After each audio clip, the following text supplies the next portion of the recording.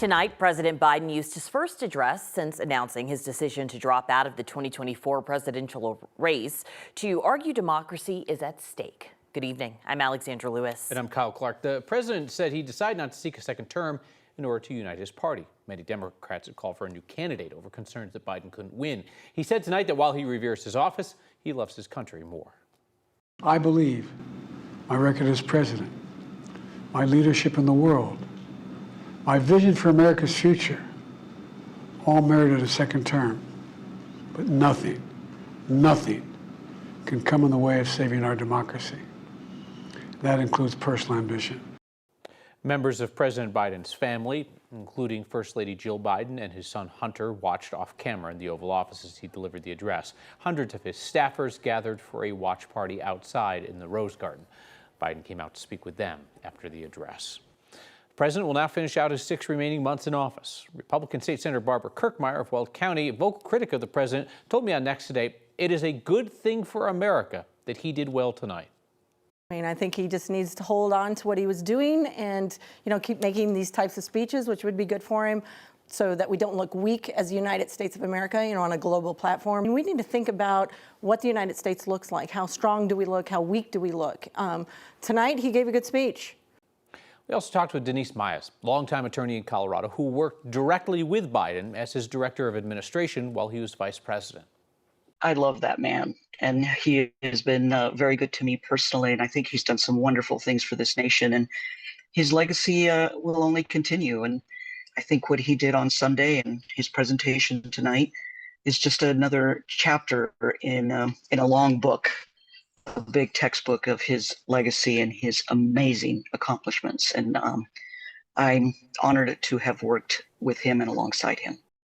President Biden outlined an ambitious agenda for his final months in office tonight, like Supreme Court reform expected to include ethics rules. Those plans are almost certainly dead in the water, with Republicans in a divided Congress intent on not giving Democrats any election year wins. Meanwhile, Vice President Kamala Harris hit the campaign trail for the first time today in her quest for the nation's top job. She rallied in battleground state of Wisconsin, looking to bring in endorsements, delegates, and donations. And today, she gained even more support from the top Democrats in Congress. Boy, oh boy, are we enthusiastic. Kamala Harris will fight for our future. I'm proud to strongly endorse Kamala Harris to be the 47th president of the United States of America. Democrats have set a deadline of August 7th to officially finalize the November ticket, and Harris still needs to pick a running mate. NBC News reports the Harris campaign is vetting 5 picks to join her on the ticket. That list includes Mark Kelly, Josh Shapiro, Gretchen Whitmer, Roy Cooper, and Tim Walz. Donald Trump was also out campaigning today. The former president made an appearance at a packed rally in Charlotte, North Carolina. This marked Trump's first event since Harris became the presumptive Democratic presidential nominee. All the wildfire smoke that we've been seeing seems to be hanging around a bit longer than we expected.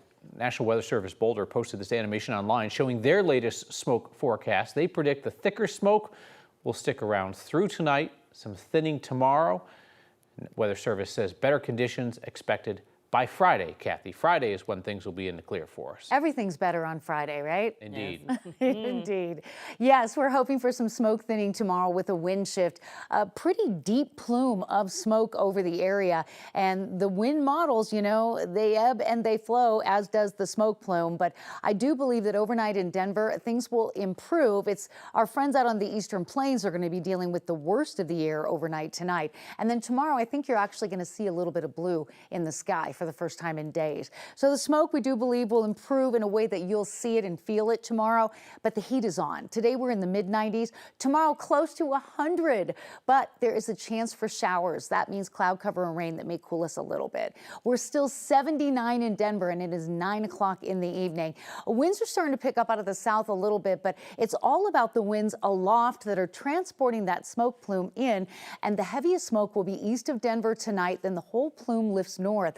We're really going to see some changes here in the air quality, but that air quality alert is extended out through 4 o'clock tomorrow. I'll have more on this and the impact it will have on your extended forecast, including the weekend, coming up.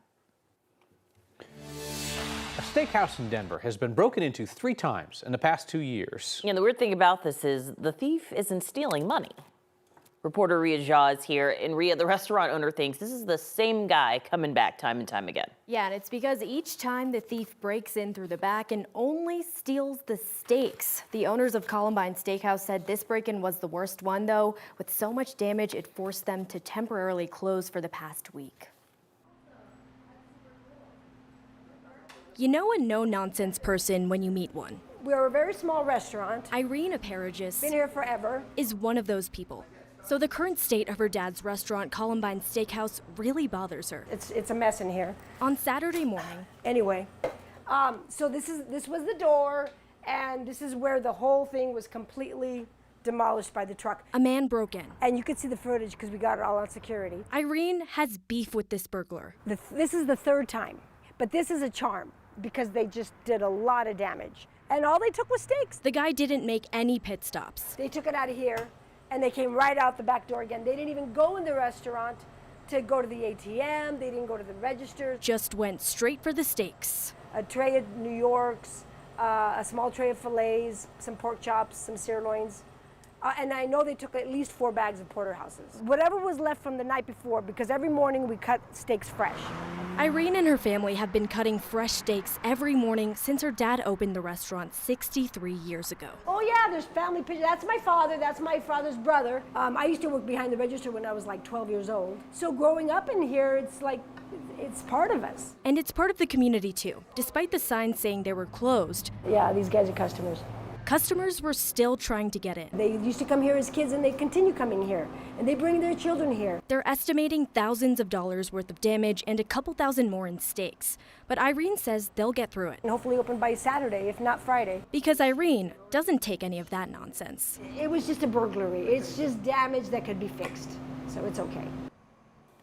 Denver police did confirm this is an active investigation and did confirm the 2 previous burglaries, but have not yet said if they are connected. If you know anything, you are asked to call police. Ria Jha, 9 News. Ria, thanks. This is an interesting one, too. Denver police investigating the burglary of a high-end jewelry store in Cherry Creek. So far, they're not releasing a lot of details, but DPD did tell us today that Hyde Park Jewelers inside Cherry Creek Mall was burglarized in the early morning hours of Monday when the mall was closed. They confirm a number of items were taken, but they won't say how much or just how much the jewels stolen were worth. A scroll of the website shows Rolexes, diamond bracelets, earrings priced at like $40K and higher. So we've gotten a handful of tips today that say this theft is somewhere in the millions of dollars, but of course we're working to get that number confirmed. For now, there's no indication the store will be closed tomorrow after being closed since Monday, and DPD tells us they are still investigating. Nikola Jokic's brother is charged with assault after a fight at Ball Arena. Video was widely shared on social media. This is during a playoff game against the Timberwolves in April. It shows Strahina Jokic punching a fan in the face. According to court documents obtained by 9 News Investigates, the fan was later diagnosed with a concussion. When investigators approached Strahina Jokic, he claimed that he was defending an older man in the stands. He's due in court on August 21st, faces up to 364 days in jail if convicted.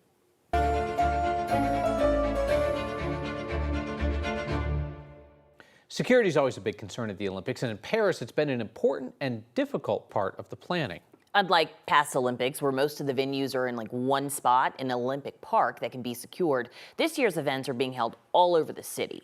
Organizers had to reduce the number of free and open spots during the opening ceremony by several 100,000 people because of security concerns. You got 15,000 soldiers, 35,000 police officers, and 50,000 security personnel have been hired to roam the streets during this. Now, train lines will be shut down at times. Residents who live in central Paris will have to show a QR code to get into their neighborhoods during the big events. Olympic Games, when you look at the footprint, security and transport are on the top of your complexity list, if you wish. So we've started working very early on these issues, and when we come up with, the opening ceremony in the Seine River, it's following a year of hard work. Can we secure this thing? Can we do that in a safe and secure environment? Cybersecurity is also a concern. At the Tokyo Olympics during the pandemic, there were 450 million registered cyber attack attempts, and in Paris, officials say they could see 8 to 10 times more than that.